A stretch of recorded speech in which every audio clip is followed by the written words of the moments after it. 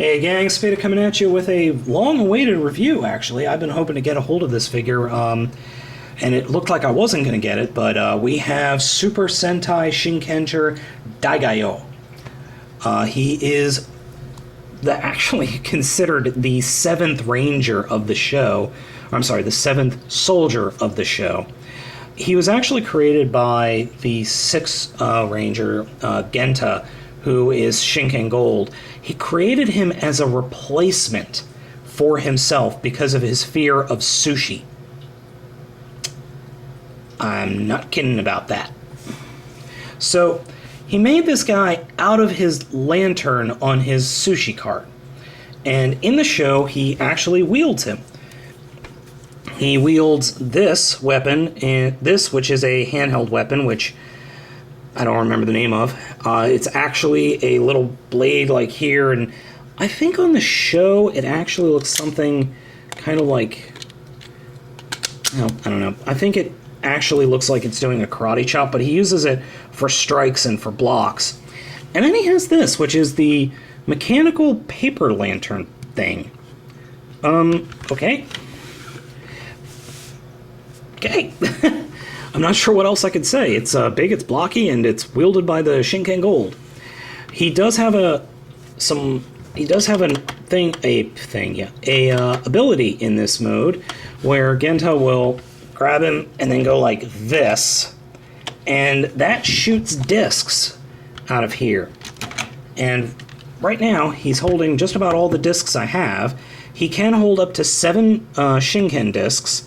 So I've got pretty much all of them in there except for one. And he's supposed to launch them. Well, kind of. That's about as far as they go. Now, I did notice one thing when I was fooling around. This bottom piece just pops right off. I mean, it just pops right off. It's barely held in there. So I was wondering, well, what does that do? Nothing. I mean, if you really hit it, it might eject. Well, now you see, this one is special because this is Toro origami, and there's no resistance. I mean, this is supposed so you can get friction on it. This has a much smaller friction plate on it because it's supposed to roll on the ground. And if you look inside, I don't know if you can see how well you can... Here, let me take... This is how you load the discs in. If you can see, there is this little indent that when you push this forward, the discs have to slide over it. So, I guess that's why it doesn't launch straight out. But, you know what? I was thinking about it the other day, and it's really actually kind of good that it doesn't eject discs all over the place. That's probably a safety thing and a good thing, especially for, you know, little kids who are going to be playing with this thing in Japan. I'm pretty sure their parents are thankful that they don't have little plastic discs being thrown all about.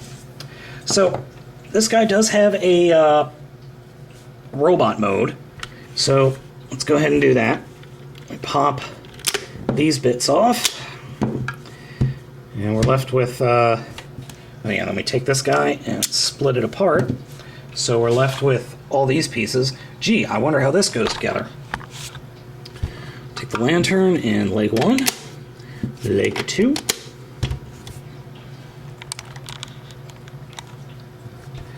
And then arm 1 and arm 2. And then we pop his head up.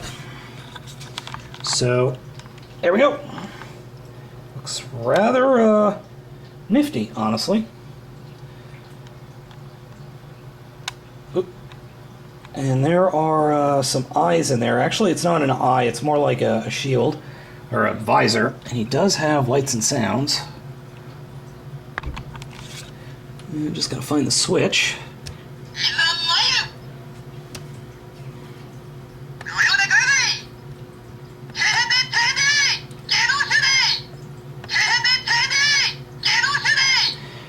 The Gadoshu are the evil bad guys in this series. I still don't know what he's saying.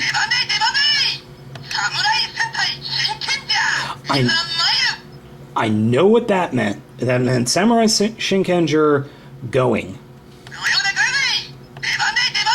Alright, that's enough of that.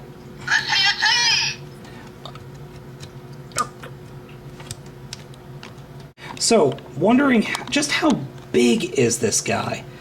So, I'm gonna push him all the way back. And let me bring out Shinken-oh.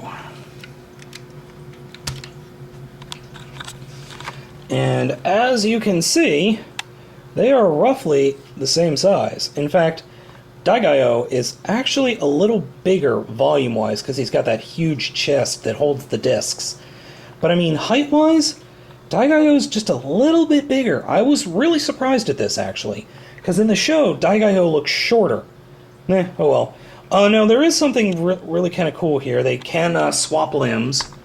So, as you can see, this is after a limb swap. And poor Shinken-oh, he got shorter. He's now short and stubby and kind of gorilla proportions, while DaiGoyou can't even touch his own chest. But there is more limb swapping to be had. And here's DaiGoyou and Lobster-oh with their limbs swapped. So, pretty versatile little guy. I mean, you can have some fun with the limbs here. I actually haven't seen if you can have, like, one of each limb. As you can see, that's not ending well. So the main question is, does this guy belong in your collection? And if you're a Sentai fan like me, yes it does. But ultimately, he really doesn't have much value outside of being a Sentai fan. There's really no other reason to have him other than if you want a paper lantern that turns into a robot. It's just kind of weird. I was not expecting this kind of figure from Sentai, or this series of Sentai. But, I mean, he's not bad by any means. He just doesn't seem like he totally belongs in... It just doesn't fit with the rest of the motif. And I mean, with the big badass giant combined form coming in another few weeks, I don't see a point to him. I mean, he's just kind of there and not really... It's almost like he's a filler mecha, if that makes any sense. They just needed something else, so they put him together. Very much like Ninja, I think that was his name, from... oh, geez, now I'm dating myself. Or Mr. Ninja from DaiRanger. I don't remember. Mighty Morphin Power Rangers Ninja, maybe? Ninja, I think that's his name, or Ninjix. Just kind of a random blue dude who is just kind of there. I'm babbling now. So, I would only recommend this for the Sentai Hardcore, because I don't see any other reason to own him other than you're a Sentai freak and you need to have all the figures. That'd be me. Anyway, I like him. But like I said, only get him if you are a die-hard Sentai fan.